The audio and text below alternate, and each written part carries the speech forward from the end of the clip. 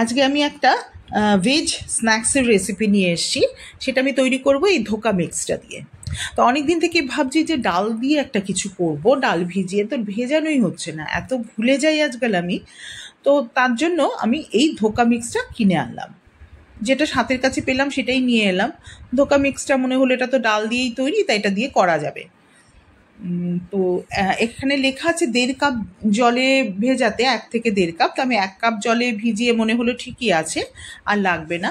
তো এখানে ক্রিস্পি করার জন্য আমি আবার 3 থেকে 4 চামচ চালের গুঁড়ো মেশালাম। যেই চালের গুঁড়োটা মিশিয়েছি তখন মনে হচ্ছে আর একটু জল চাই, তখন আমি আরও 1/2 কাপ জল এর মধ্যে মিশিয়ে দিলাম। দিয়ে এটাকে আমি ভিজতে দিলাম, এই আধ ঘন্টার মতো এটাকে আমি ভিজতে দিলাম। এদিকে আমি আমার অন্য কাজটা করে নিই। আমার আলুর দরকার, তো আমি 3টে আলু নিয়ে খোসা ছাড়িয়ে ভালো করে আমি ওটাকে গ্রেট করে নেব। এই মিক্সটাকে আমি আধ ঘন্টা তো এদিকে রেস্টে রেখে দিয়েছি। এদিকে কি হয়েছে জানো, এই ধোকাটা দিয়ে, ধরো বাড়িতে ডাল টাল কিছু ভেজানো নেই, কিন্তু ধোকা খেতে খুব ইচ্ছে করছে, তখন কিন্তু এই প্যাকেটগুলো মন্দ লাগে না, ভালোই লাগে খেতে। প্যাকেটগুলো যদি এনে ধোকা করে নেওয়া যায়। ধোকার প্যাকেটগুলো দেখে আমার মনে হলো যে এগুলো দিয়ে শুধু কেন ধোকা হবে, অন্য কিছু তো করা যেতে পারে। সেই ভেবেই এটা করেছিলাম। তো খুব ভালো হয়েছিল খেতে, একটা ভালো স্ন্যাক্স, একটা ভেজ সুন্দর স্ন্যাক্স, ক্রিস্পি, ভালো চা দিয়ে তো খুবই ভালো লাগে খেতে। তো এদিকে আমি আলুগুলোকে গ্রেট করে নিয়ে না জল দিয়ে খুব ভালো করে ধুয়ে নিংড়ে একদম জলটাকে ফেলে দেব। জলটাকে ফেলে দিয়ে এবার এই আলুটাকে আমি কি করব, যেই ডালটাকে আমি ভিজিয়ে রেখেছিলাম, যে ধোকা মিক্সটা আমি ভিজিয়ে রেখেছিলাম, সেটার সাথে এটা মেখে নেব।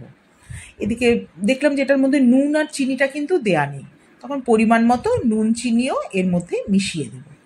অন্যদিকে আমি কড়াতে অল্প একটু তেল বসিয়ে দিয়েছি, যেরকম করে আমরা ধোকা চালটাকে, চাল নয়, ওই ডালটাকে আমরা ভাজি, ঠিক তেমনি করে অল্প একটু তেলের মধ্যে ইচ্ছে করলে জিরে ফোড়ন দিতে পারো। তা আমি এখানে ফোড়ন টোড়ন কিছুই দিইনি, যতটা কম খাটনিতে করা যায়, কম জিনিসে করা যায় সেভাবেই করেছি, এবং তাতেই অসম্ভব ভালো হয়েছে। এবং তোমাদের ইচ্ছে হলে তোমরা অন্য কিছু দিতে পারো, তাতে আরও ভালো হবে নিশ্চয়ই। তো এবার এটাকে একদম কষিয়ে নিয়ে, যখন কষানো হয়ে যাবে, জলটা একদম শুকিয়ে যাবে, এটা ডালা পাকিয়ে যাবে, তখন এর মধ্যে কুচি করে ধনেপাতা আর কাঁচা লঙ্কা দিয়ে দেবো।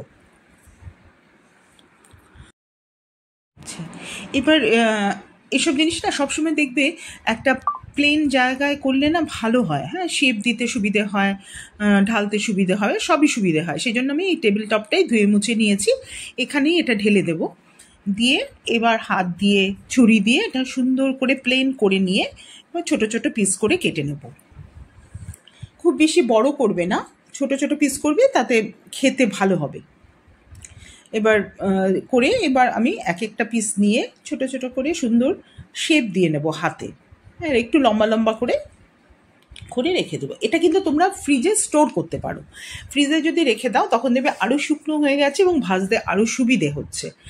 বাড়িতে হঠাৎ করে লোক চলে এলো, কেউ কিছু নেই খেতে দেওয়ার মতো, তো চায়ের সাথে এরকম চাটি ভেজে দিয়ে দেবে, ভীষণ অ্যাপ্রিসিয়েট করবে যে কি সুন্দর একটা জিনিস, খুব ভালো লাগবে তাদের খেতে।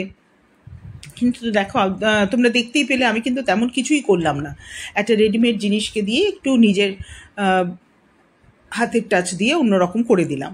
তো এটা কিন্তু ভাজার সময় একটু লক্ষ্য রাখবে, ভাজাটা কিন্তু খুব কম আছে, একটু বাড়িয়ে এরম করে করবে, খুব বেশি আছে দেবে না, তাতে পুড়ে যাবে, ওপরটা পুড়ে যাবে, ভেতরটা নরম থেকে যাবে।